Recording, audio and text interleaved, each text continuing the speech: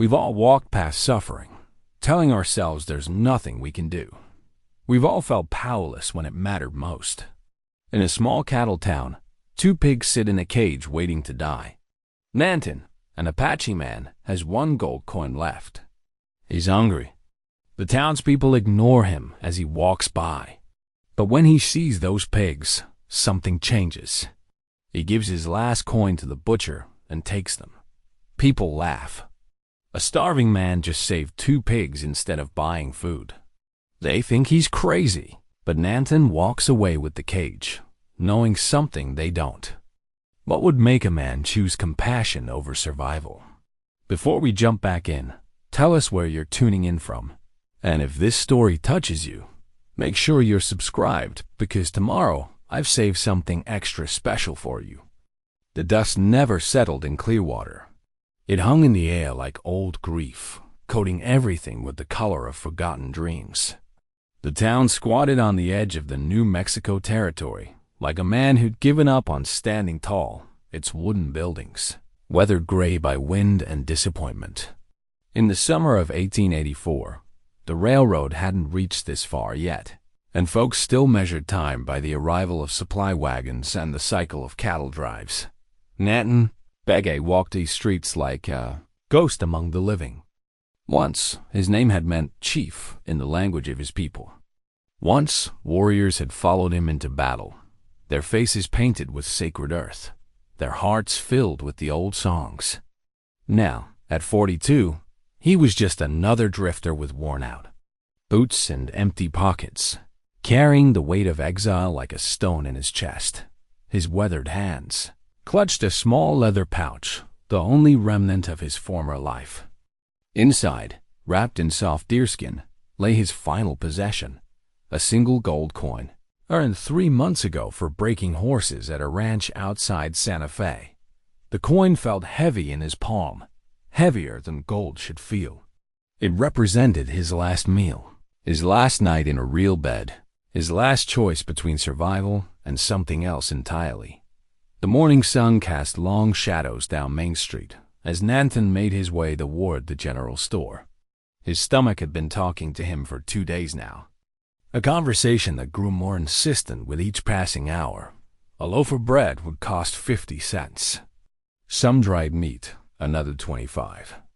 The coin would buy him enough food for 3 days, maybe 4 if he was careful. Sheriff Tom Morrison was a fair man, which in Clearwater meant he didn't actively seek reasons to arrest Indians.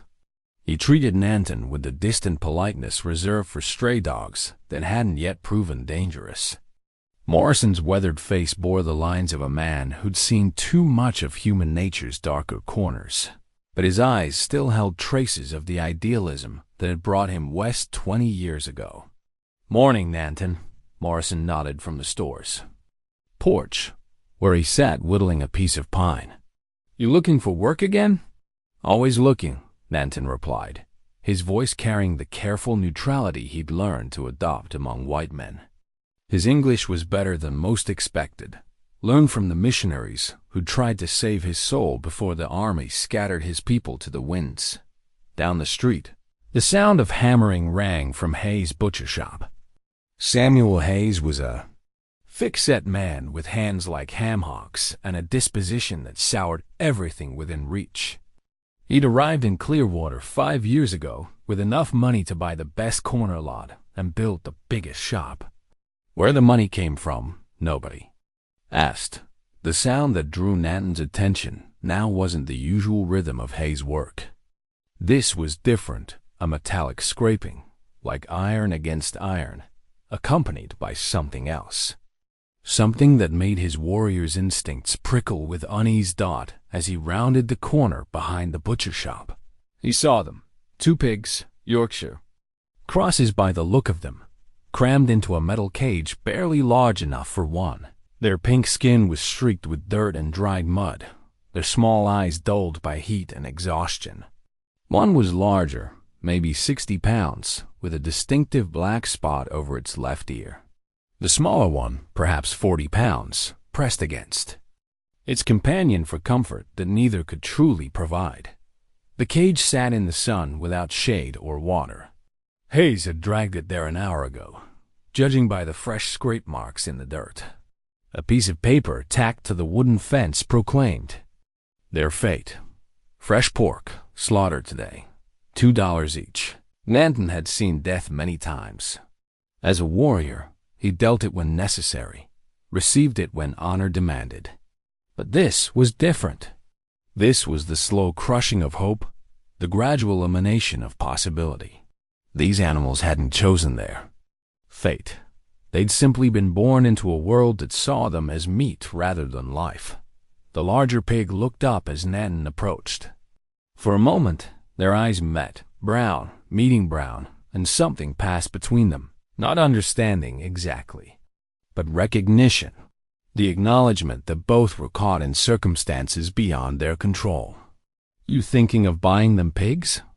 The voice belonged to Catherine Walsh, widow of Captain James Walsh, killed in the same Apache raids that had scattered Nantan's people 5 years ago. She stood behind him now, a woman of perhaps 35 with prematurely gray hair and eyes, the color of winter sky. Unlike most of the town's residents, she looked directly at him when she spoke, as if he were actually present in the world. "Thinking," Nantan admitted. Catherine stepped closer to the cage, her practical wool dress rustling in the morning breeze. She'd been beautiful once, before grief carved lines around her eyes and taught her mouth to forget how to smile easily. Now she possessed something more valuable than beauty, the gravity that comes from surviving genuine loss. "Samuel Hayes bought them off a farmer yesterday," she said, her voice carrying the slight Irish accent that marked her as foreign in a different way than Nantan. "Said the man needed quick money for medicine." These two were pets, not livestock. Had names and everything. The information hit Nantan like a physical blow. Pets, animals that had known kindness, had trusted human hands, had perhaps played in sunshine and rolled in clean mud. Now they awaited execution in a metal box under the relentless New Mexico sun. "Names?" he asked. "Hope and Spirit," the farmer said. His children named them. Catherine's voice carried a sadness that spoke to her own losses. "Seems cruel, doesn't it? To give something a name and then sell it for slaughter. Hope and Spirit." The names echoed in Nantan's mind, connecting to something deep in his warriors' heart. In Apache tradition, names carried power. They shaped destiny, defined identity, created connection between the namer and the named. To give these animals such names and then abandon them felt like a violation of something sacred. Nantan's hand moved unconsciously to his medicine pouch, feeling the weight of the gold coin inside. 50 cents would buy bread. 25 cents would buy dried meat. $4 would buy 2 pigs scheduled for slaughter, animals he had no means to feed, no place to keep, no plan for keeping alive. "You're considering it," Catherine observed. "Considering foolishness," Nantan replied, but his eyes never left the cage. "Sometimes foolishness is the only form of wisdom left to us," she said quietly, "when everything else has been taken away. Sometimes all we have left is the choice to be kind when kindness serves no purpose." Her words struck something deep in his chest, someplace where the old warrior codes still lived despite years of defeat and displacement. Among his people, a man's worth wasn't measured by what he accumulated, but by what he gave away. The greatest warriors were those who could afford to be generous because they feared nothing, needed nothing, depended on nothing except their own courage and the approval of the spirits. But he wasn't a warrior anymore. He was a hungry man with 1 gold coin and no prospects. The practical choice was obvious. Buy food, survive another few days, hope for work. Repeat the cycle until luck or death intervened. The sound of approaching footsteps announced Samuel Hayes' arrival. The butcher emerged from his shop, wiping bloody hands on a stained apron, his small eyes taking in the scene with the calculating expression of a man who saw opportunity in every interaction. "You folks admiring my merchandise?" Hayes asked, his voice carrying the false joviality of a salesman. fresh as you'll find anywhere. Be ready for the pot by evening. How much? Nantan heard himself asking. Hayes' eyebrows rose slightly. He'd clearly expected interest from Catherine, perhaps, or one of the town's more prosperous residents. An Apache drifter wasn't his typical customer. $4 for the pair, Hayes said, his voice carefully neutral. That's a fair price for good meat. $4. Exactly 4 times what Nantan possessed. The impossibility of the transaction should have ended the conversation, but instead, Nantan found himself reaching into his medicine pouch. His fingers closed around the familiar weight of the gold coin, feeling its smooth edges, its substantial heft. This coin worth $4, he said, pulling it from the pouch and holding it up to catch the morning light. Hayes squinted at the gold piece, then plucked it from Nantan's palm with surprising quickness. He did it experimentally, tested its weight, held it close to his small eyes. Well, I'll be damned, he muttered. That's a double eagle, sure enough. $20 worth of gold. He looked up at Nantan with new interest. Where'd an Indian come by $20 in gold? The question carried dangerous implications. In the territories, Indians with that kind of money were often suspected of theft, violence, or worse. Nantan kept his voice steady. Earned it breaking. Horses. Rancher paid in gold. Hayes continued to examine the coin, clearly reluctant to let it go, but equally unwilling to pass up the profit it represented. $20 was more than most people in Clearwater saw in a month. Tell you what, Hayes said finally. This here coin's worth more than $4, but I'm feeling generous today. I'll take it for the pigs and throw in a bag of feed. That's fair dealing. It wasn't fair dealing, and everyone present knew it. Hayes was offering $16, less than the coin's value, but Nantan had expected as much. Deal, he said simply. Watching them explore their temporary sanctuary, Nantan felt the full weight of what he'd taken on. It wasn't just their lives he'd purchased with his last gold coin. It was the responsibility for their deaths if he failed. He'd bought himself a week to prove that mercy was stronger than circumstance, that kindness could triumph over convenience. He bought himself 7 days to be worthy of their trust. As the afternoon shadows lengthened, Nantan continued building the pen that might be their prison or their palace, depending on what miracles he could manage in the time remaining. Behind him, hope and spirit began to root in the hard ground, their natural instincts emerging now that they had space to be themselves.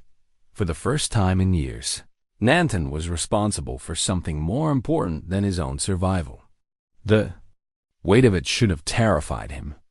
Instead, it felt like coming home to a self he thought was lost forever. The cleaver caught the last rays of sunlight, its blade reflecting the sky like a mirror. But it would serve different purposes in Nantan's hands than it would have in Hayes. Some tools were meant for ending things. Others, properly understood, were meant for building them. The morning of the second day brought the kind of desert heat that made even the lizards seek shade. Nantan woke before dawn, his back aching from sleeping on the hard ground, his stomach cramping with hunger that had moved beyond discomfort into something approaching desperation. He'd given the last of his jerky to hope and spirit the night before, watching them eat with the satisfaction of a provider even as his own reserves dwindled to nothing. The makeshift shelter he'd constructed from salvaged boards and a torn canvas tarp looked pitiful in the harsh morning light. 3 walls and a slanted roof that leaked dust more than it blocked sun. But it was shelter, and in this country, shelter meant the difference between life and slow death.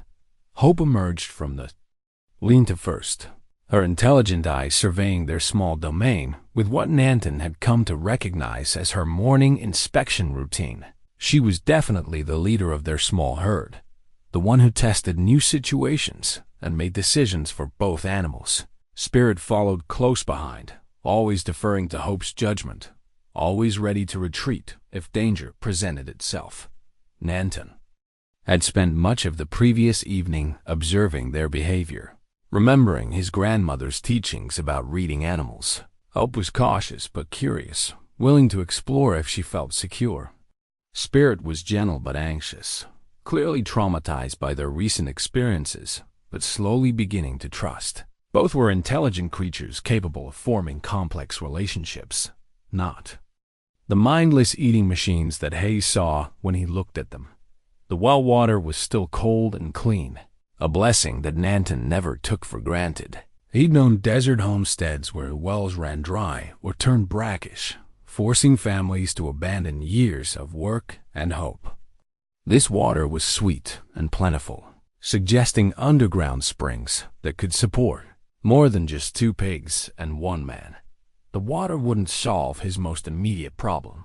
Hope and Spirit needed food, real food, not the scraps and weeds he'd been supplementing their diet with.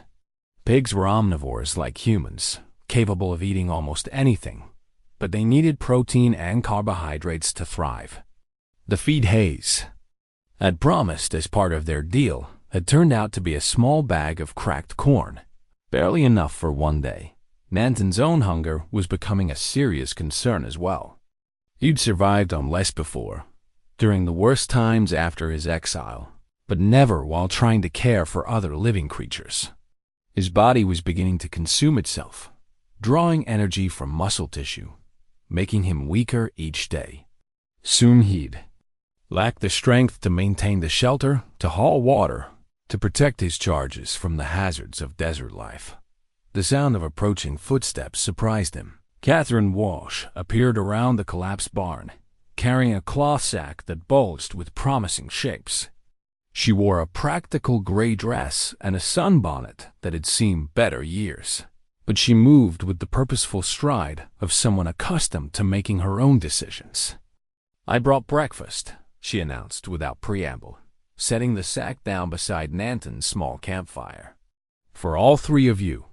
The sack contained miracles: fresh bread still warm from the oven, a jar of preserves that caught the morning, light like liquid amber, strips of bacon wrapped in brown paper, and a smaller bag of what looked like kitchen scraps mixed with grain.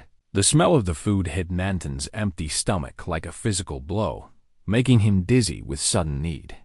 "Why?" he asked, though he was already reaching for the bread with hands that trembled slightly. "Because you're going to die if you don't eat," Catherine said matter-of-factly. "And because those pigs deserve better than watching their rescuers starve to death out of pride." She was right, of course. Pride was a luxury he couldn't afford, not when other lives depended on his survival. He tore off a piece of bread and forced himself to eat slowly, though every instinct screamed at him to devour everything within reach. "How did you know where to find me?" he asked between careful bites. Sheriff Morrison mentioned the old Henderson place. "It's the only abandoned homestead within walking distance." Catherine was watching Hope and Spirit with the same careful attention Nantan had been giving them, her expression thoughtful. "They look healthier than I expected." "They're strong," Nantan agreed. "Just need time and care. Things that cost money you don't have." It wasn't a question, and Nantan didn't treat it as one. Catherine's directness was refreshing after years of carefully coded conversations with white people who preferred not to acknowledge uncomfortable realities. "I'll find a way," he said. "How?" The question hung between them like a challenge. Nantan chewed his bread slowly, considering his options. He could look for work in Clearwater, but his reputation as the Indian who'd wasted $20 on doomed pigs wouldn't make him a popular choice for employment. He could try the neighboring ranches, but most of them had specific policies about hiring Apache workers, policies that rarely favored the applicant. "My grandfather taught me to make things," he said finally. "Useful things. Maybe I can trade work for supplies." Catherine's expression suggested she understood the limitations of that plan as well as he did, but she didn't voice her doubts, choosing instead to distribute the kitchen scraps to Hope and Spirit, who received them with enthusiastic grunts of appreciation. "Your grandfather was a craftsman?" she asked as the pigs settled down to eat. Medicine.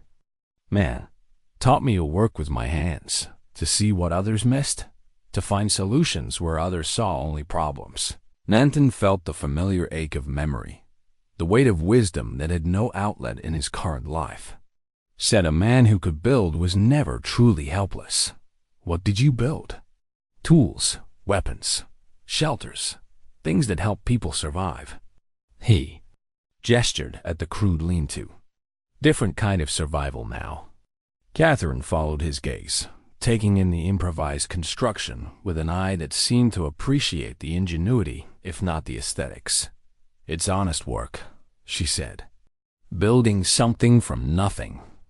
They worked together for the next hour, Catherine helping to reinforce the shelter while Nantan repaired weak spots in the makeshift pen. She proved surprisingly capable with hammer and nails, her hands showing the calluses of someone accustomed to physical labor. Most women in Clearwater hired help for such tasks, but Catherine clearly preferred to handle things herself. Your husband teach you carpentry? Nantan asked as they worked. Catherine's hands stilled for a moment before resuming their rhythm. James taught me many things, she said carefully. Not all of them pleasant to remember. The weight in her voice suggested depths Nantan didn't feel entitled to explore. Everyone in the territories carried burdens, carried losses, carried reasons for starting over in hard country. A man learned not to pry too deeply into such matters. As the sun climbed higher, Catherine gathered her tools and prepared to leave, but she paused at the edge of their small clearing, looking back at the scene they'd created. 2 pigs rooting contentedly in the shade. One Apache man preparing to spend another day fighting impossible odds.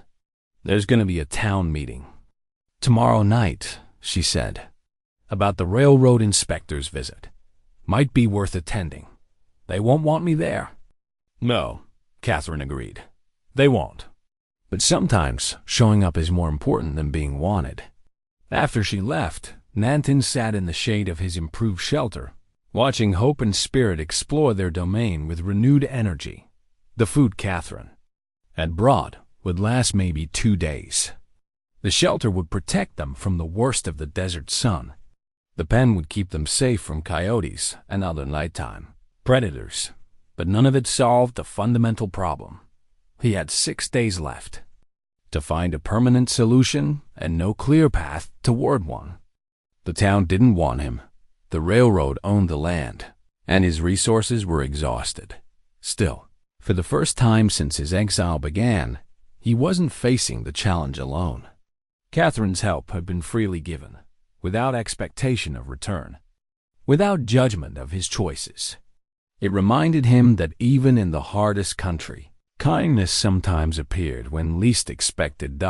As afternoon shadows began to lengthen, Nantan returned to his work. There were improvements to make, problems to solve, preparations for whatever came next. His grandfather had been right about one thing: a man who could build was never truly helpless, even if what he was building was nothing more than time. The third morning brought visitors of an unexpected kind. Nantan was reinforcing the north wall of the shelter when he heard the soft jingle of harness and the creak of wagon wheels. Catherine appeared around the collapsed barn driving a small cart loaded with supplies, but she wasn't alone. Sheriff Morrison rode alongside, his weathered face bearing an expression of careful neutrality that Nantan had learned to read as potential trouble. "Morning, Nantan," Morrison called, dismounting from his Baymare. "Hope you don't mind the company." "Company's always welcome," Nantan replied, though his muscles tensed instinctively. In his experience, when lawmen made social calls, they rarely remained social for long. Catherine climbed down from the wagon seat, her movements efficient and purposeful. The car bed held more supplies than Nantan had expected: sacks of grain, lengths of lumber, rolls of wire fencing, and what looked like a toolbox. She began unloading items with the systematic approach of someone who'd planned this expedition carefully. "Catherine here convinced me that your situation might benefit from an official perspective," Morrison said, accepting a cup of coffee that Catherine produced from somewhere in her supplies. "So I thought I'd take a look at what you're trying to accomplish." Hope and Spirit emerged from their shelter at the sound of voices, Hope leading with her usual caution, while Spirit hung back until the situation proved safe. They'd grown noticeably healthier in just 3 days, their coats shinier, their movements more energetic. The regular food and clean water had worked. Small miracles. Morrison studied the pigs with the attention of a man who understood livestock. "They look good," he admitted. "Better than most animals Hayes gets his hands on." "They just needed care," Nantan said. "Care costs money. Money you don't have." Morrison's observation was direct, but not unkind. "Catherine tells me you're planning to support them through craft work, if people will buy what I make." Morrison nodded slowly, his gaze taking in the improved shelter, the sturdy pen, the ingenious water delivery system Nantan had rigged using salvaged materials. "You do good work," he said. "Practical. Built to last. My grandfather's teaching." "Your grandfather was Apache? Medicine man of the Chiricahua band?" Nantan waited for the usual reaction: fear, suspicion, or the cold withdrawal that most white people showed when reminded of recent conflicts. Instead, Morrison simply nodded. "I served in the Apache campaigns," he said quietly, "under General Crook. Learned to respect your people's ingenuity. Had to, if I wanted to stay alive." The admission hung in the desert air between them, loaded with implications Nantan wasn't sure how to process. Most white men who'd fought Apaches didn't speak of respect. They spoke of savage enemies conquered through superior firepower and righteous determination. Catherine returned from the wagon carrying a loaf of bread wrapped in cloth. She moved between the two men with the ease of someone accustomed to managing difficult conversations, her presence somehow making honesty safer for everyone involved. "Tom fought in different campaigns than my husband," she said, her voice carrying careful neutrality. "Different approach to dealing with people." Morrison accepted the bread with a nod of thanks, but his attention remained focused on Nantan. "The thing is," he said, "railroad inspectors due day after tomorrow. Company's been pushing hard to clear squatters from their land grants. They want to show progress to investors back east. And I'm a squatter," Nantan said. "Technically, yes, but technically isn't the only consideration here." Morrison gestured toward Hope and Spirit, who were investigating the new arrivals with cautious curiosity. "What you've done here, caring for these animals, it speaks to something the railroad company might find useful." Nantan waited, recognizing the careful build-up that preceded either good news or a trap. "See, the railroad's planning to bring in homesteaders once the line reaches this area," Morrison continued. "They need people who can work hard, build from nothing, make something productive out of raw land. People who understand animals, understand survival." "They need white homesteaders," Nantan corrected. "They need successful homesteaders," Morrison replied. "Color matters less than capability when there's profit involved." Catherine set down her own coffee cup and looked directly at Nantan. "What Tom's trying to say is that there might be a way to make this arrangement legal. If you were willing to file a homestead claim." The idea hit Nantan like cold water. Homesteading required citizenship, paperwork, proof of intent to improve the land. It required integration into a system that had never been designed to include people like him, but it also offered something he'd never dared to hope for: legitimate ownership, legal protection, the right to build something permanent. "The railroad would accept an Apache homesteader?" he asked. "The railroad would accept anyone who could pay the filing fees and prove they could make the land productive," Morrison said. "Especially someone who's already demonstrated both capabilities. Filing fees cost money I don't have." Catherine and Morrison exchanged a glance that suggested they'd discussed this aspect of the plan already. "The thing is," Catherine said slowly, "I've been thinking about expanding my own operation. adding livestock, maybe some crops. I could use a partner who understands animals and building. The offer hung in the desert air like a mirage, too good to be real but too specific to be fantasy. Partnership with a white woman would provide legitimacy that Nantan could never achieve on his own. But it would also create complications he wasn't sure either of them were prepared to handle. Partnership means shared ownership, he said carefully. Shared decisions. Shared profits and losses. It means two people working together instead of struggling alone, Catherine replied. It means your pigs have a permanent home, and I have help managing more land than I can handle by myself. Hope chose that moment to approach Catherine directly. Sniffing her boots with the thoroughness of an animal making important decisions about trust. When Catherine reached down to scratch behind Hope's ears, the pig leaned into the contact with obvious pleasure. They like you, Nantan observed. I've always been better with animals than people, Catherine admitted. Animals don't expect you to explain your choices or apologize for your past. Morrison cleared his throat, drawing their attention back to practical matters. The inspector arrives Thursday morning. If you're going to file a homestead claim, it needs to happen before then. Paperwork has to be in order. Improvements have to be documented. Partnership agreements have to be legal and binding. That's... Tomorrow, Nantan said. Yes, it is. The timeline was impossibly tight, but Nantan had learned not to waste time lamenting impossible circumstances. A warrior worked with what was given, not what was wished for. What would I need to do? He asked. Morrison pulled a folded paper from his shirt pocket. I took the liberty of drawing up the basic documents. Partnership agreement, homestead application, improvement documentation. Everything needed to make this legal.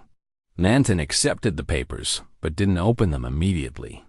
Instead, he looked at Catherine, studying her face for signs of doubt. A reservation? Why? He asked her. Why would you risk your reputation, your standing in the community, to help me? Catherine was quiet for a long moment, her gaze moving across the small settlement they created together. The sturdy shelter, the contented pigs, the evidence of careful work and honest purpose. Because my husband spent 5 years killing your people, she said finally. Because I've spent 5 years living with the weight of that knowledge. Because maybe it's time to build something instead of just carrying guilt. The honesty of her answer cut through Nantan's remaining defenses. This wasn't charity or pity. This was a woman trying to balance scales that could never truly be balanced, trying to create something good from the ashes of old wrongs. And if the town doesn't accept our partnership? He asked. Then we'll have each other and 2 pigs and enough land to make a living, Catherine said. That's more than either of us had a week ago. Hope wandered over to investigate the lumber Catherine had brought, her snout exploring the fresh-cut boards. With obvious approval, Spirit followed, always maintaining her careful distance, but clearly curious about these new additions to their domain. Watching them, Nantan felt something shift in his chest. The slow warming of hope that had been frozen. For too long, for 5 years, he'd survived one day at a time, expecting nothing beyond the next meal, the next night's shelter. The possibility of planning beyond tomorrow felt like remembering how to breathe. I'll need to give them names, he said, gesturing toward the pigs. Catherine smiled, the first genuine smile he'd seen from her. I thought you already had. Hope and Spirit were the names the farmers' children gave them. But if they're going to be our partners in this venture, they deserve names that honor what they've taught us. Morrison gathered his reins, preparing to leave. I'll have the paperwork ready by morning, he said. Meet me at the courthouse at sunrise. We'll get everything filed before the inspector arrives. As the sheriff rode away, Catherine began unloading the remaining supplies from her wagon. Lumber for expanding the shelter, grain for feeding the pigs, tools for improving the land. all the materials needed to transform a temporary refuge into a permanent home. "What will you call them?" she asked as they worked together to unload the wagon. Nantan considered the question, watching Hope supervise Spirit's investigation of their expanded territory. The names that came to him were Apache words that carried meanings the English language couldn't quite capture. "Jody," he said, indicating Hope. "It means together in my language."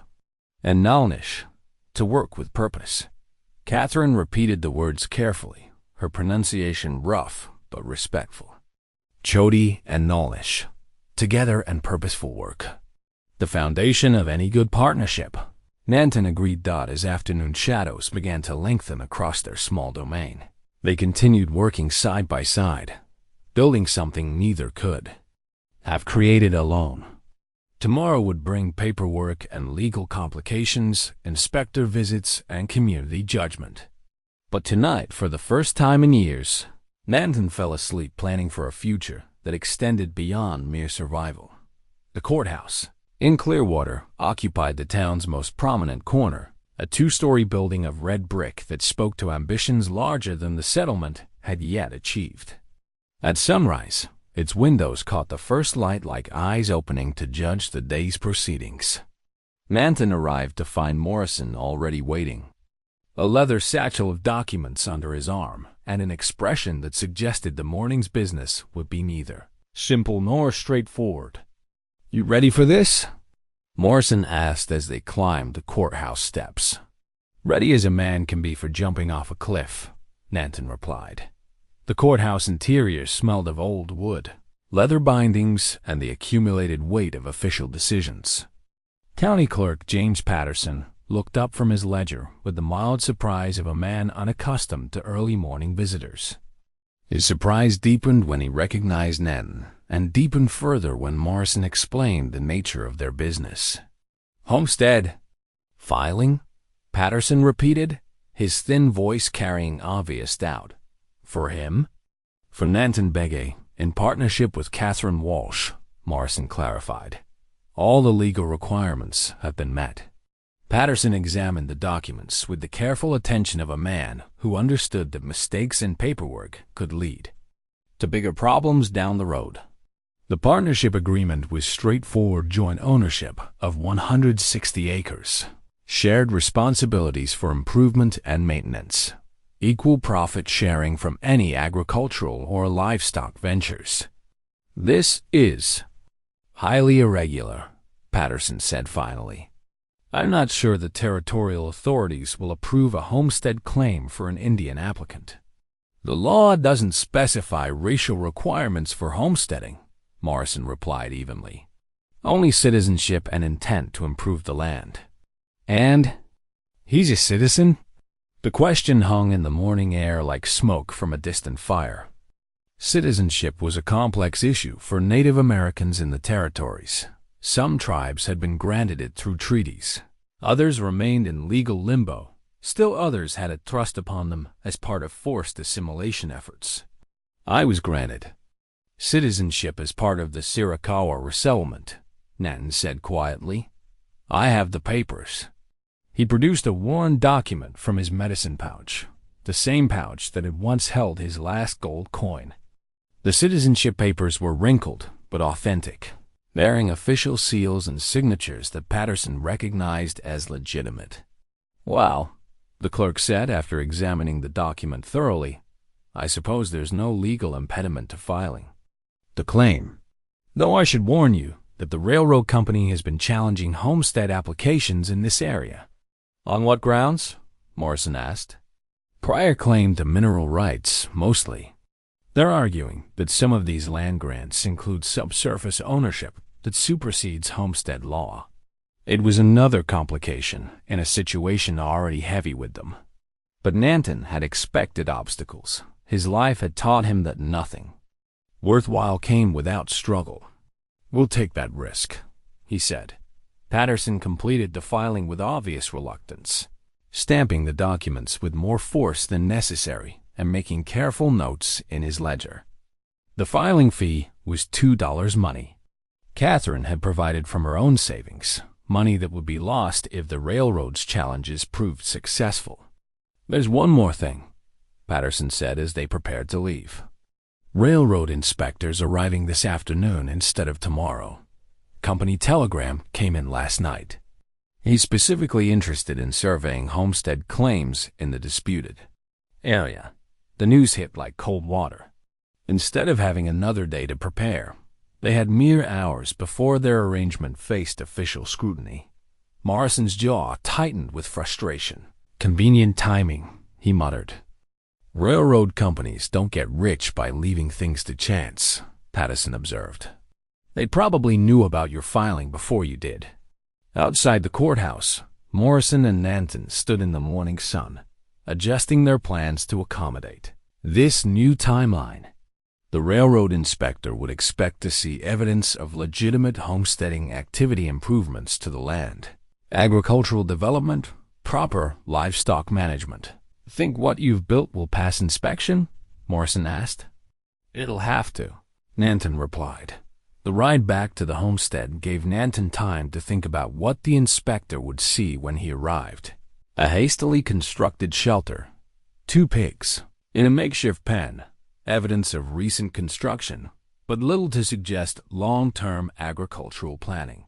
It looked exactly like what it was, a desperate man's attempt to create something from nothing in the space of a few days.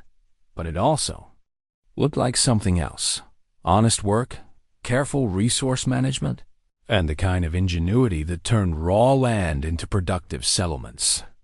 If the inspector had any experience with frontier life, he'd recognize the signs of capability that mattered more than Polish. Catherine was waiting for them at the homestead, along with several additions that hadn't been there when they left.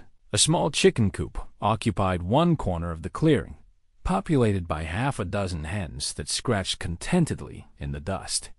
Garden stakes marked out rows where vegetables had been planted, their green shoots just beginning to emerge from carefully tended soil. "Borrowed the chickens from my neighbor," Catherine explained. "Figured we needed to look more like an established operation."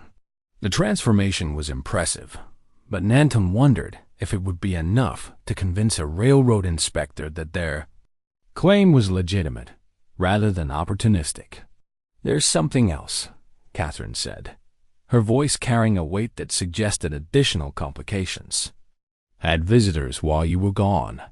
Railroad surveyor came by with a helper, measuring and marking boundaries. She led them to the eastern edge of their property, where fresh wooden stakes marked with metal tags had been driven into the ground.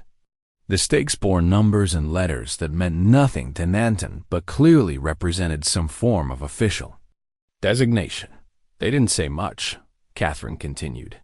"Just ask questions about how long we'd been here, what improvements we'd made, whether we had any documentation of our claim." "What did you tell them?" "The truth. That we filed the homestead claim this morning, that we're partners in developing the land, that the animals are part of our agricultural operation." Morrison examined the survey stakes with obvious concern. "They're mapping everything," he said, "preparing documentation for the inspector's review." The implications were clear. The railroad company wasn't just challenging their homestead claim, they were building a case to invalidate it. The inspector's visit wouldn't be a routine review but a formal evaluation designed to find flaws in their application. Chody and Nalnish, Hope and Spirit in their new Apache names, seemed oblivious to the human drama surrounding their futures. They rooted contentedly in the shade of their shelter, their health and vitality a testament to the care they'd received. In just a few days, they'd transformed from doomed livestock into thriving animals with personalities and preferences. "What happens if the inspector rejects our claim?" Nantan asked. "Then we lose the land," Catherine said simply. "And the railroad gets what it wanted. And Chody and Nalnish?" The question hung between them, unspoken but understood. Without legal claim to the land, they'd have no right to keep the pigs. The animals would become homeless again, subject to whatever fate awaited creatures without protection or value.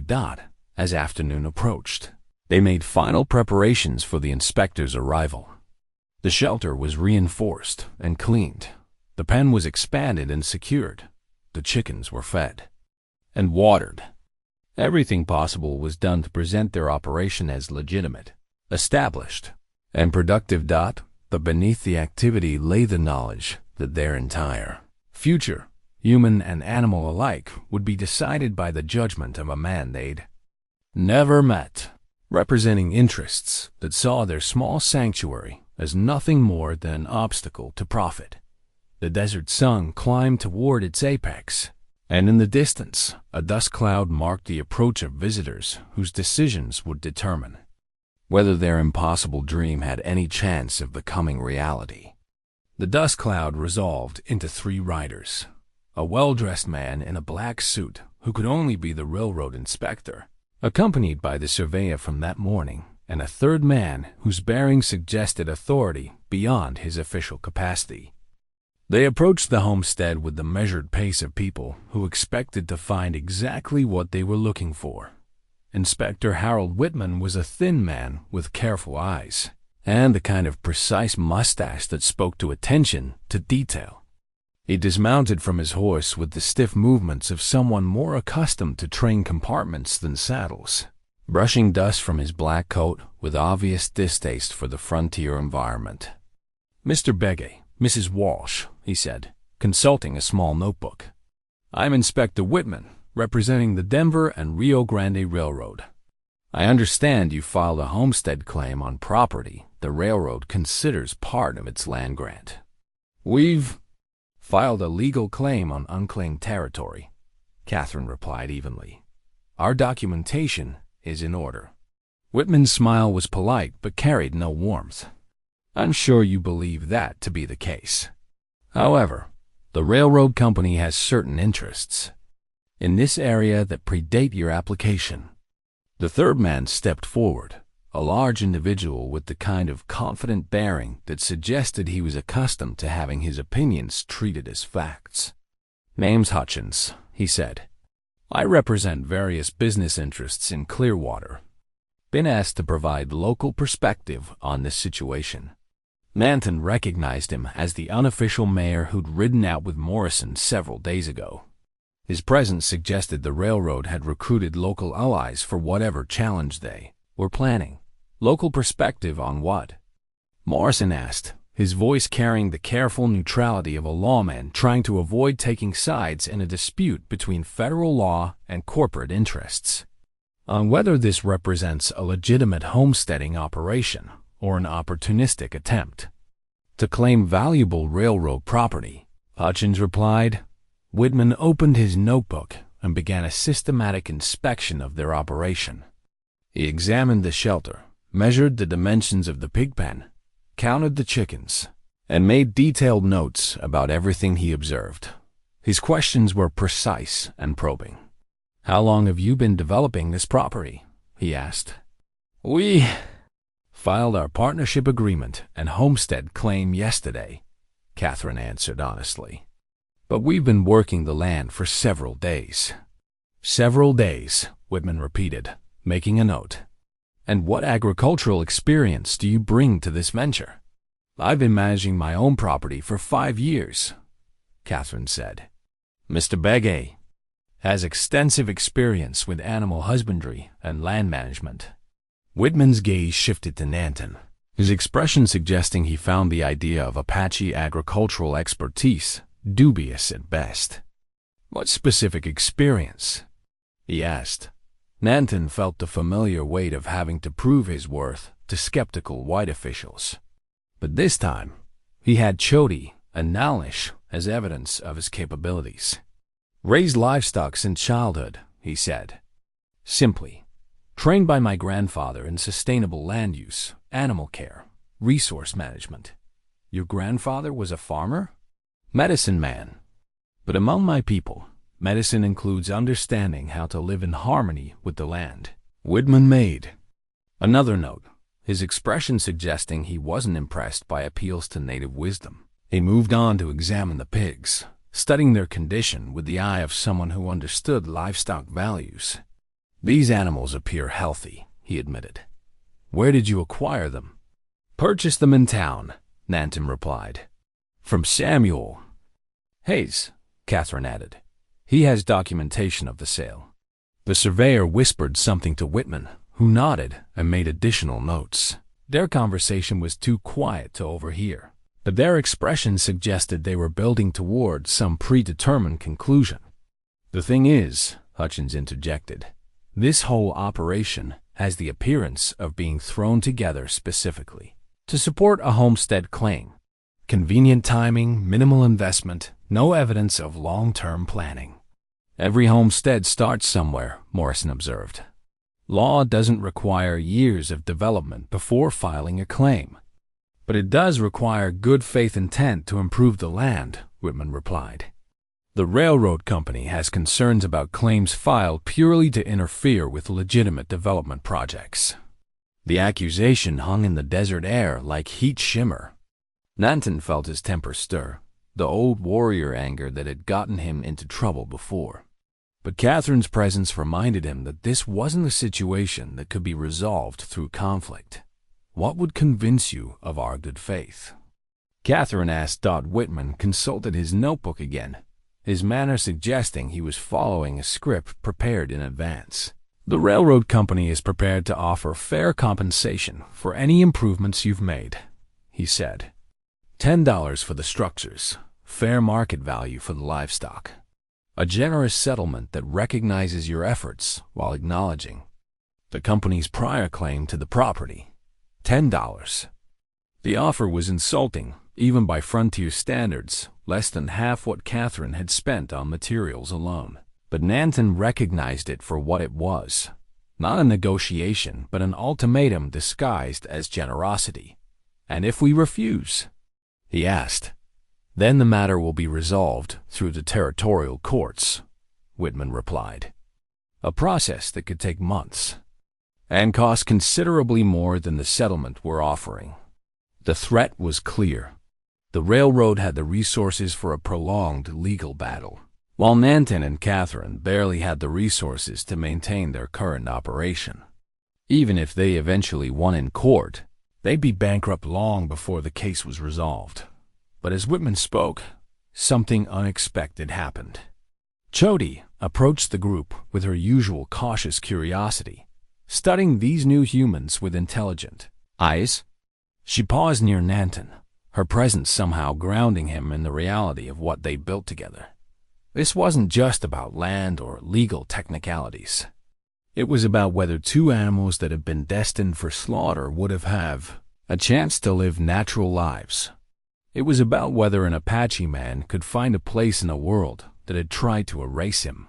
It was about whether kindness could triumph over convenience. We need time to consider your offer, Catherine said diplomatically. Of course, Whitman replied, closing his notebook with obvious satisfaction. But I should mention that the railroad's timeline for development is quite aggressive. We'll need a decision by tomorrow morning. Another impossible deadline. Another attempt to force a decision before they could organize effective resistance. But as the three men mounted their horses and prepared to leave, Nantan felt something shift in his chest, not the familiar stirring of warrior resolve. Mr. Whitman, he called out as the inspector prepared to ride away. Yes? You might want to examine your survey stakes more carefully, Nantan said. Make sure they're actually on railroad property. Whitman frowned, clearly puzzled by the suggestion. But Hutchins understood immediately, his face darkening with suspicion. What are you implying? Hutchins demanded. Just that property boundaries can be complicated, Nantan replied. Sometimes what looks obvious isn't actually accurate. After the visitors left, Catherine turned to him with questions in her eyes. What did you mean about the survey stakes? Nantan pulled a folded paper from his medicine pouch, not his citizenship documents this time, but something else entirely. Something he'd found in the abandoned homestead's debris and hadn't mentioned to anyone. Original property deed, he said, spreading the yellow document on the ground. Previous owner had it cashed with other papers. Shows this land was never part of the railroad grant. Catherine stared at the deed, her winter sky eyes widening as she grasped the implications. They know? She asked. They have to know. Which means their offer isn't generosity, it's fraud. As afternoon shadows lengthened across their small domain, they studied the deed carefully, tracing property lines and comparing them to the railroad's. Survey stakes. The evidence was clear. The railroad was trying to claim land it had no legal right to, betting that homesteaders wouldn't have the resources or knowledge to challenge them. But sometimes, David did have a stone for Goliath's forehead. Sometimes the weak found weapons the strong had overlooked. Tomorrow would bring the final confrontation. But tonight they had something the railroad didn't expect them to possess. The truth, documented in legal language that even territorial courts would have to respect. Chody and Nalnish settled into their evening routine, rooting contentedly in soil they might actually get to call home. And for the first time since this entire adventure began, Nantan allowed himself to believe that impossible dreams sometimes had a chance of coming true. Catherine's scream shattered the pre-dawn silence like breaking glass. Nantan bolted upright from his bedroll, warrior instincts flooding his system with familiar alertness. He'd been dreaming of his grandfather's voice, speaking words of encouragement. In the old language, when Catherine's cry yanked him back to harsh reality, she stood 20 feet away, frozen beside the ruins of what had been their chicken coop, her face white with shock. The chickens were dead. All 6 hens lay scattered across the clearing like discarded toys, their necks twisted, their feathers painted with blood that looked black in the early morning light. But this wasn't the work of coyotes or other natural predators. The killing had been systematic, purposeful, designed to send a message rather than provide food. When? Nantan asked, moving carefully through the carnage. I don't know. I came to collect eggs and found them like this. Catherine's voice shook with anger more than fear. Who would do such a thing? Nantan examined the scene with tracker's eyes, reading the story written in disturbed earth and broken fencing. Booted footprints, too large and too deliberate for animal tracks. Signs of a struggle that had been brief and one-sided. Most telling of all, the chickens had been killed but not taken violence for its own sake rather than necessity. Someone wanted to show us what happens to people who don't accept generous offers, he said grimly. Chody and Nalnish emerged from their shelter, sensing the tension in the air but unable to understand its source. They moved cautiously, staying close to Nantan as he investigated the destruction. Their presence reminded him that the chickens might have been just the beginning of a warning of what could happen to other animals that depended on his protection. We should report this to Sheriff Morrison, Catherine said. Report what? That someone killed chickens on railroad land? Nantan shook his head. Morrison's a good man, but he can't protect us from people who cover their tracks this well. The sound of approaching horses interrupted their conversation. But instead of the 3 riders they expected, a single horseman emerged from the morning. Shadows. Sheriff Morrison arrived alone, his face grim with knowledge that suggested he'd already heard about their nocturnal visitors. Came as soon as I could, he said, dismounting to examine the scene. Heard there might be trouble out here. Heard from who? Catherine asked. Bartender at the Clearwater Saloon. Said 3 men were drinking late last night, talking about teaching squatters a lesson about respecting railroad property. Morrison's expression carried the frustration of a lawman who understood justice but was constrained by jurisdiction and politics. Can you arrest them? On what evidence? Chickens die all the time out here. Could have been coyotes, disease, any number of natural causes. Morrison's words carried bitter irony. Unless someone saw these men actually on your property, committing the crime, there's nothing I can do officially. The word officially hung in the morning air with particular weight. Nantan studied Morrison's weathered face. reading between the lines of what the sheriff could and couldn't say directly. "What about unofficially?" he asked. Morrison was quiet for a long moment, his gaze moving across their small homestead with obvious respect for what they built. "Unofficially, I'd say you folks are dealing with people who don't intend to let legal technicalities interfere with their business plans," he said finally. "People who've decided that intimidation is cheaper than litigation. So what do we do? You could take Whitman's offer. $10 and safe passage out of territory the railroad considers its own. Or," Morrison's hand moved unconsciously to his sidearm, a gesture that spoke to possibilities he couldn't voice as an officer of the law. "Or you could prepare for the possibility that last night's visit was just the beginning," he said quietly. After Morrison left, Nantan and Catherine worked in tense silence to clean up the carnage and repair what could be salvaged. The chicken coop was a total loss, but its destruction had revealed something else: footprints, leading away from the homestead toward a rocky outcropping that offered clear views of their entire operation. "They've been watching us," Catherine said as they followed the trail. "Probably since the day we filed the homestead claim," Nantan agreed. The outcropping showed clear signs of recent occupation. Cigarette butts, food scraps, and horse droppings indicated that someone had spent considerable time observing their activities. More troubling were the brass shell casings scattered among the rocks, evidence that their watchers had come armed for more than simple surveillance. "Military ammunition," Nantan observed, examining one of the casings. .45 caliber. The kind used by Army sidearms.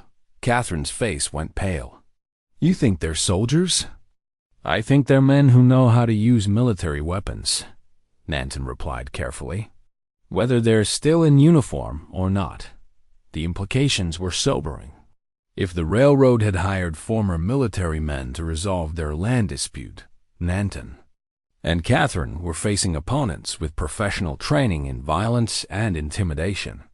The chicken slaughter had been a gentle warning compared to what such men could accomplish if pushed to escalate. But as they returned to the homestead, Catherine stopped suddenly beside the ruins of her wagon. "Nantan," she said, her voice strange, "there's something I need to tell you. Something about my husband." She led him to the wagon's hidden compartment, a space he'd never noticed despite working alongside her for days. Inside, wrapped in oilcloth, lay a leather-bound journal that had clearly seen hard use. "James kept a war diary," Catherine said quietly. "I found it after he died, but I could never bring myself to read it. Until last night." She opened the journal to a page marked with a piece of ribbon, her hands trembling slightly as she traced the faded ink. "March 15th, 1879, she read aloud. "Successful action against Apache village at Deer Creek. Estimated 30 warriors killed. Unknown number of women and children. Captain Walsh commends efficiency of operation. No prisoners taken." The words hit Nantan like physical blows. Deer Creek. He knew that name, knew it with the intimate knowledge of a survivor who lived through the nightmare Catherine's husband had recorded with such clinical detachment. "Continue reading," he said, his voice carefully controlled. Catherine's voice broke slightly as she read the next entry. "March 16th. Found evidence of substantial gold deposits in area of yesterday's action. Recommended for mineral survey once Apache threat is eliminated. Several warriors escaped initial assault, but tracking parties will resolve that issue within days." "What happened to those tracking parties?" Nantan asked. Catherine turned several pages, her face growing paler with each entry she read. "March 18th. Tracking parties failed to locate escaped Apaches. Recommend posting rewards for capture, dead or alive. One warrior in particular, identified by survivors as war leader named Nantan, poses continued threat to area security." The journal slipped from Catherine's hands, falling to the ground between them like a bridge that could never be crossed. For a long moment, neither spoke, the weight of revelation settling around them like desert dust. "You're him," Catherine whispered. "You're the warrior my husband was hunting." "I'm the one who got away," Nantan confirmed quietly. "Your people at Deer Creek, my wife, my 2 sons, my sister who raised me after my parents died." Each name fell like a stone into still water. "I was hunting when the soldiers came. Back to find everything burning. Back to find everything burning." Catherine stared at him with eyes that seemed to see him completely for the first time. Not the helpful Apache who'd bought her chickens and built their partnership, but the man whose family her husband had destroyed in the name of progress and mineral rights. "The gold deposits," she said slowly. "That's why the railroad wants this land, not for the homesteading grants, but for what's underneath." The pieces fell into place with terrible clarity. The railroad's aggressive tactics, the hired intimidators, the willingness to use violence against simple homesteaders. It all made sense if there were substantial mineral deposits at stake rather than just agricultural land. "Your husband's journal," Nantan said. "Does it specify the location of these deposits?" Catherine turned to another marked page, her voice barely audible as she read coordinates and geographical references that pinpointed the richest gold-bearing areas within a few hundred yards of their current location. "We're sitting on a fortune," she said numbly. "We're sitting on the reason 37 people died at Deer Creek," Nantan corrected grimly. The morning sun climbed higher, casting harsh light on revelations that changed everything they thought they knew about their situation. They weren't just homesteaders, challenging railroad authority. They were unknowing guardians of wealth that men had already killed for. Wealth that would justify much greater violence if its existence became generally known. But more than that, they were living proof that the past could reach across years and circumstances to create connections that defied all logic. A white woman and an Apache warrior, brought together by pigs destined for slaughter, now bound by truths that neither could have anticipated. "What do we do now?" Catherine asked. Nantan looked across their small homestead, watching Chody and Nalnish root peacefully in soil that concealed blood and gold in equal measure. The answer came from some deep place where his grandfather's wisdom merged with warrior pragmatism. Nantan felt the situation shifting like sand in a flash flood. Legal victory was suddenly within reach, but legal victories meant nothing to men who'd already chosen violence over law. Whitman's enforcers were professionals who understood that.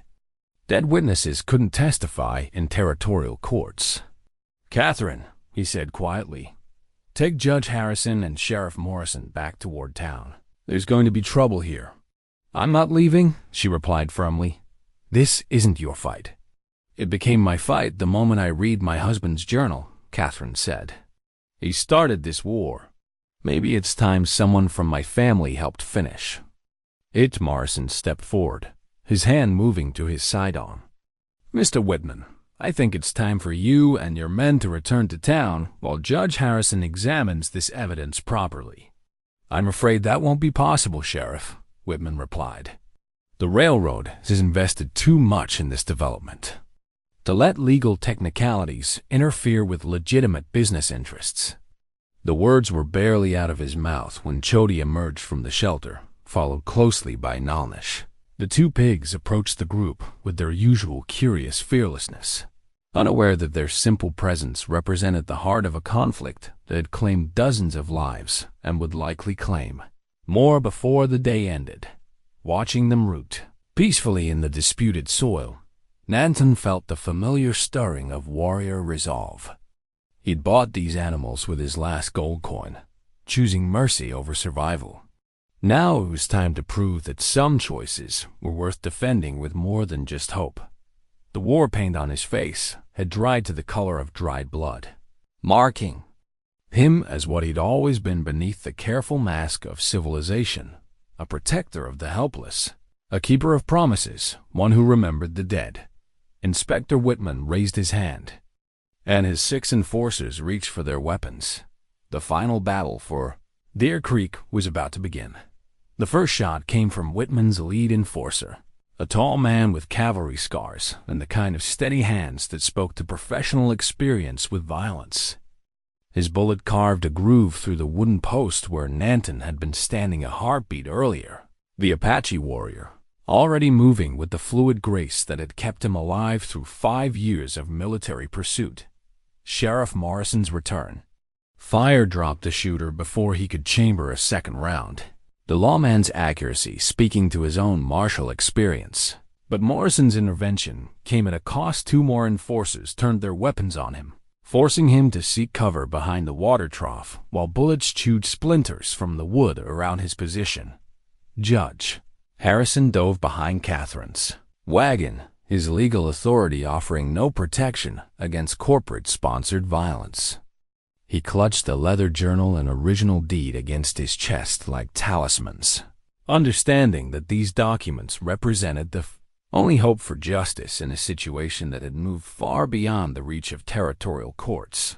Nantan emerged from behind the collapsed barn, carrying his grandfather's war lance, the ancient weapon seeming almost primitive against modern firearms. But the Apache warrior who wielded it was anything but primitive. He moved with tactical awareness, learned through generations of asymmetric warfare, using terrain and psychology as effectively as steel and courage. The lance took the second enforcer in the chest, driven with enough force to penetrate leather vest and puncture lung. The man went down hard, his revolver spinning away across the hardpan ground.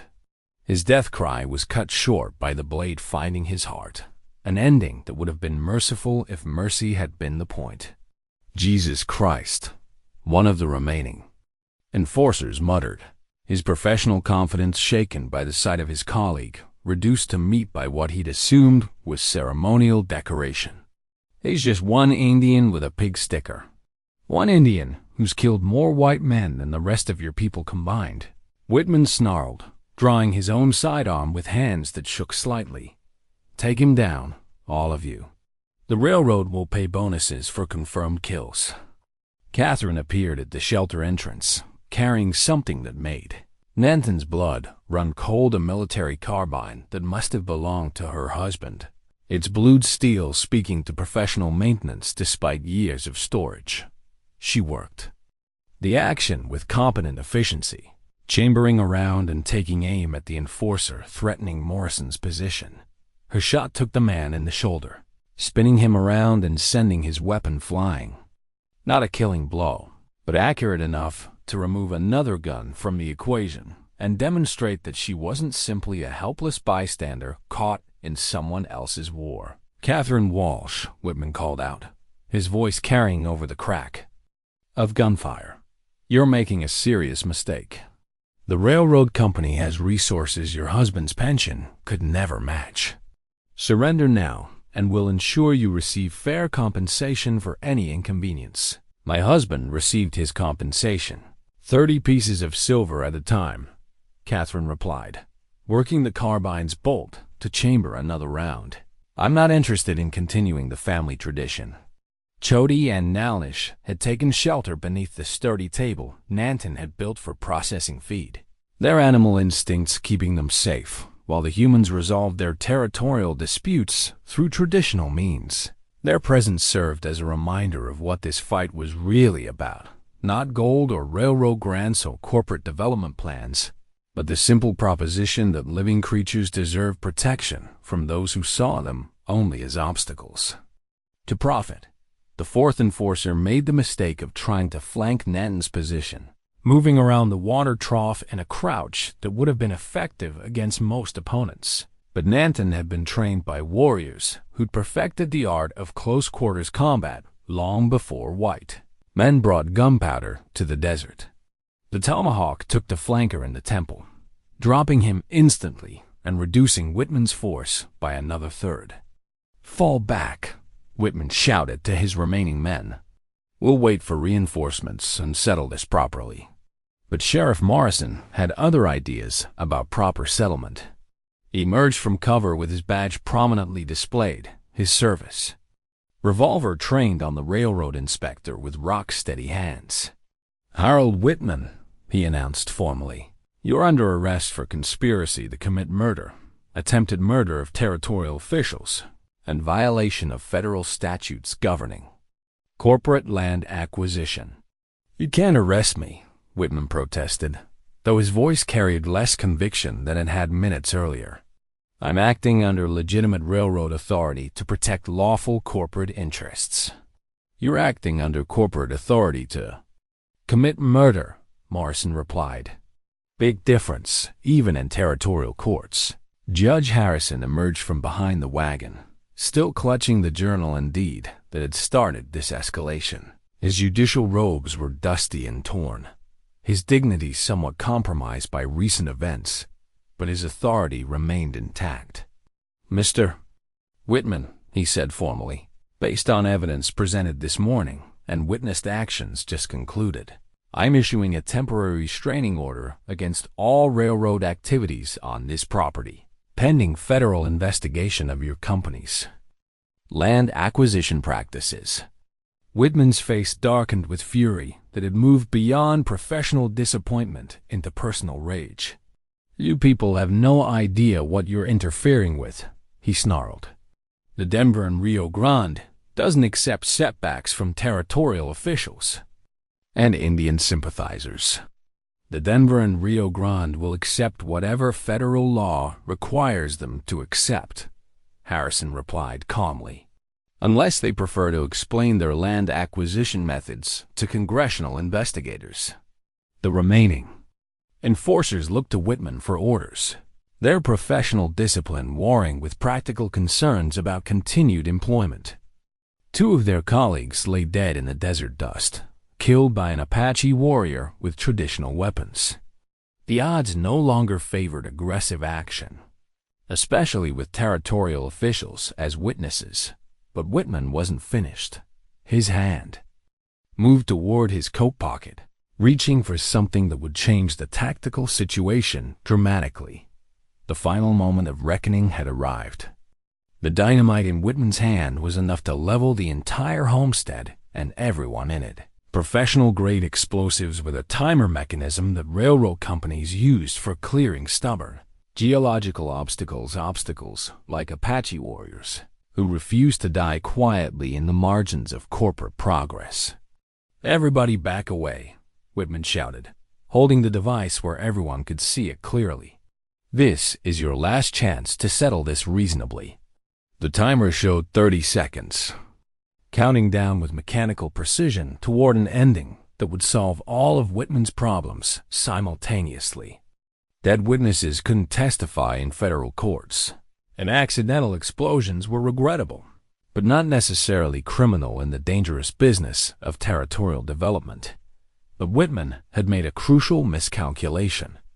He'd assumed that Nantan would value his own life above abstract principles, that the threat of death would override warrior codes that white men found incomprehensible. He didn't understand that some Apache warriors had been preparing for this moment since childhood, that dying well was considered more important than living poorly. Nantan didn't retreat. Instead, he stepped forward, closing the distance between himself and certain death with the calm inevitability of someone who'd accepted his fate years ago.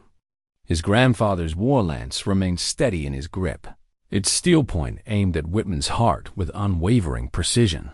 "You want to blow us all up?" Nantan asked conversationally. "Fine, but you're coming with us. 20 seconds.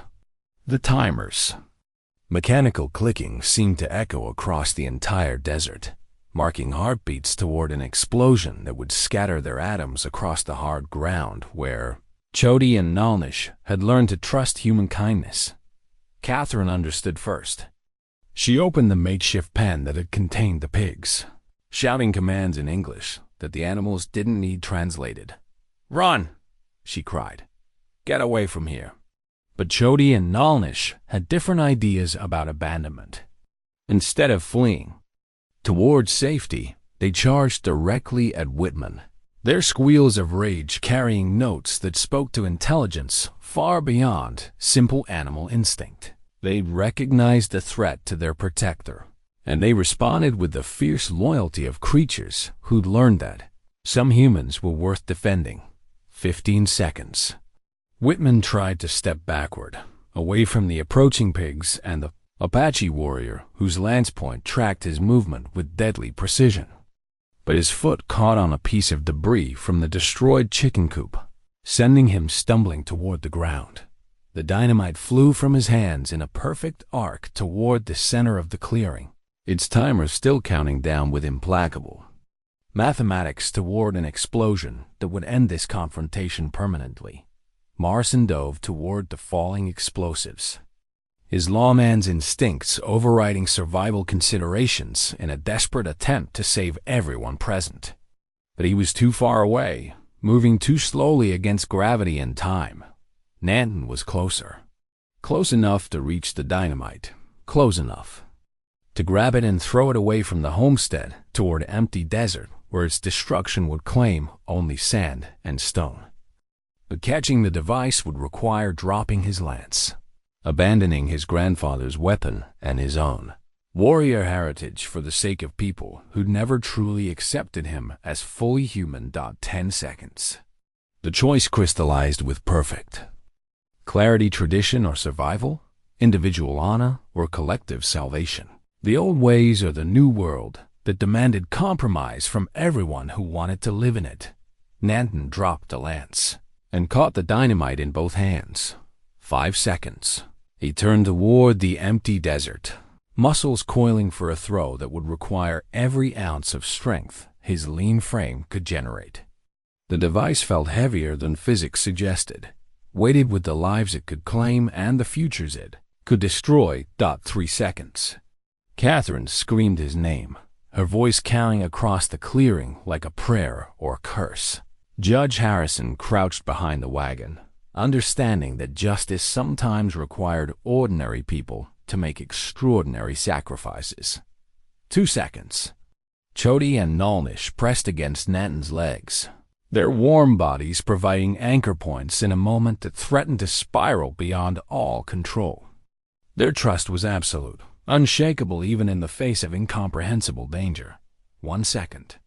Nantan's arm came forward in a smooth arc perfected through years of throwing tomahawks and lances, releasing the dynamite toward empty sky with the precision that had made him legendary among his people.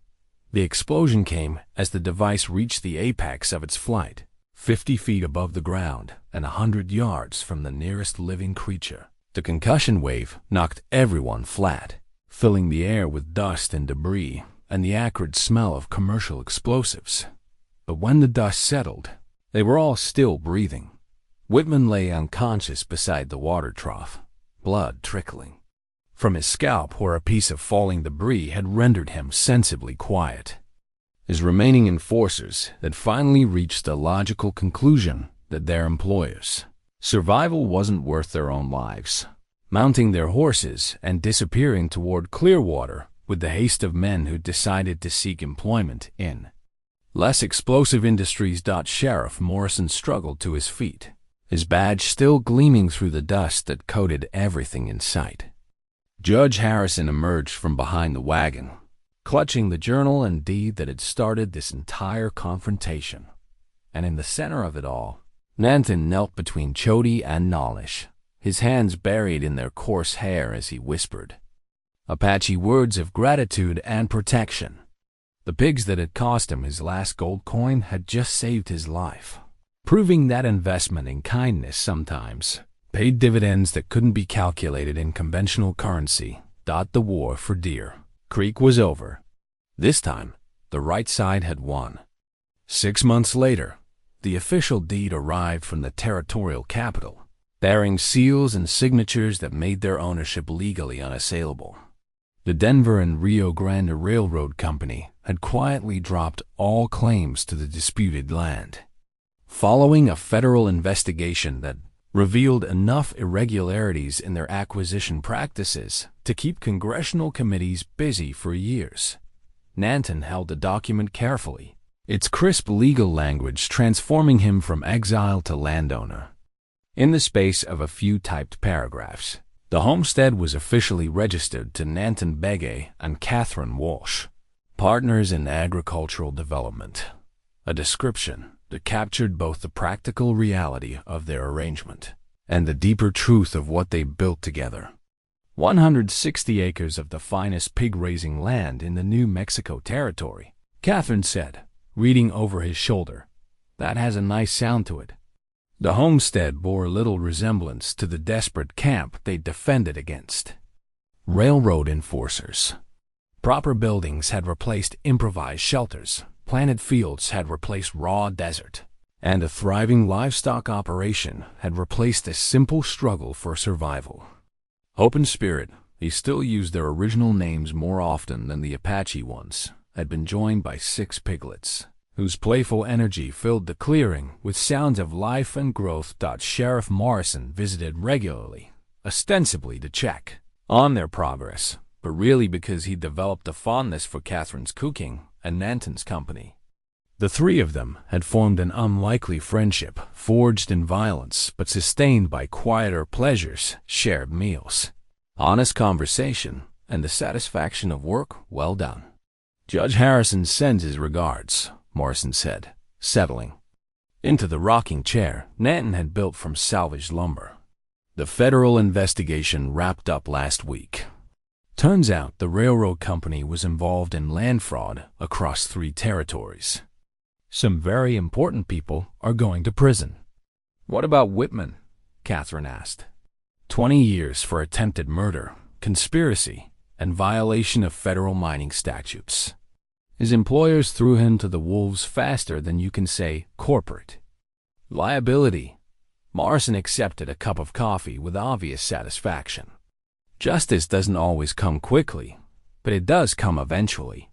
Nantan nodded, though his thoughts were less focused on punishment than on prevention. Whitman was just one man serving interests that would survive his imprisonment.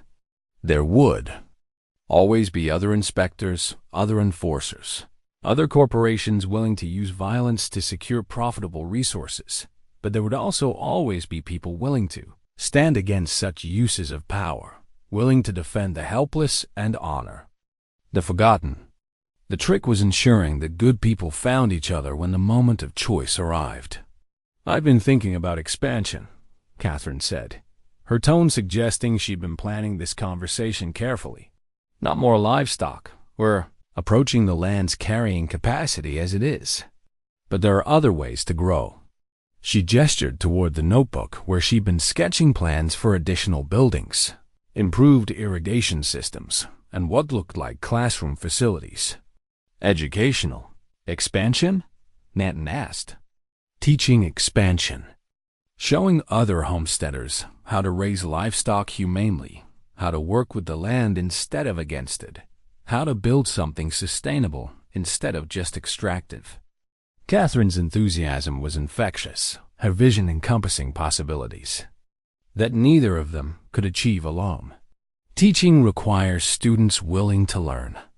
There are more of those than you might think.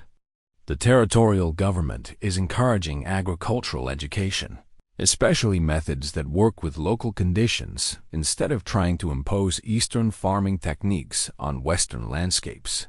Morrison leaned forward with obvious interest. You're talking about a kind of agricultural school. I'm talking about sharing knowledge that kept Apache people alive in this country for generations, Nantan said. Combined with modern techniques that recognize animals as intelligent creatures deserving of respect. The idea had merit beyond its practical applications. Teaching would provide income while serving the larger purpose of changing how people thought about their relationship with the land and the creatures that shared it. Every homesteader who learned sustainable methods would create a small sanctuary for the principles that had motivated Nantan's choice to save 2 condemned pigs. As afternoon shadows lengthened across their small domain, they continued planning for a future that extended far beyond simple survival. The mine shaft they discovered while improving their water system would remain sealed. Neither of them had any interest in the gold that had motivated so much violence. The land's real wealth lay in its capacity to support life, not in whatever Precious metals might lie beneath its surface. A sound from the pig pen drew their attention, Hope squealing in what sounded like distress. Nantan hurried to investigate, followed by Catherine and Morrison, expecting to find injury or illness that would require immediate attention. Instead, they found Hope standing protectively over 8 newborn piglets, their pink skin glistening. In the late afternoon sun, the birth had happened quietly, efficiently, without the drama that surrounded most significant events in human life. "Well, I'll be damned," Morrison said softly. "Looks like your agricultural operation just doubled in size." Nantan knelt beside the pen, watching the piglets explore their new world with the fearless curiosity of creatures born into safety. Hope watched him carefully, assessing his intentions, ready to defend her offspring if necessary. But when he spoke softly in Apache, offering words of congratulation and protection, she relaxed into the kind of trust that could only be earned through consistent kindness. "What will you name them?" Catherine asked. Nantan considered the question, watching the piglets compete for nursing positions with determined squeaks and grunts. Names carried power in Apache tradition, shaping destiny and defining identity. These animals deserve names that honor both their heritage and their future. "The first names that come to mind," he said finally, "are the names of the children who died at Deer Creek. It seems fitting that new life should carry their memory forward." Catherine's hand found his shoulder, her touch conveying understanding that didn't require words. The past couldn't be changed, but it could be honored through choices that affirmed life over death, hope over despair, love over convenience. As evening approached and the desert began its nightly cooling, they sat together watching 8 piglets explore a world where kindness was possible, where mercy could triumph over profit, where an Apache warrior's last gold coin had purchased something more valuable than food or shelter or survival. It had purchased the chance to prove that some choices, however impossible they might seem, were always worth making. The sun set over their small sanctuary, painting the sky in shades of promise that would carry them through whatever challenges tomorrow might bring. And in the pen beside their home, Hope nursed her children while Spirit stood watch. 2 animals who'd learned that trust, once earned, could transform the world in ways that no amount of gold could ever accomplish.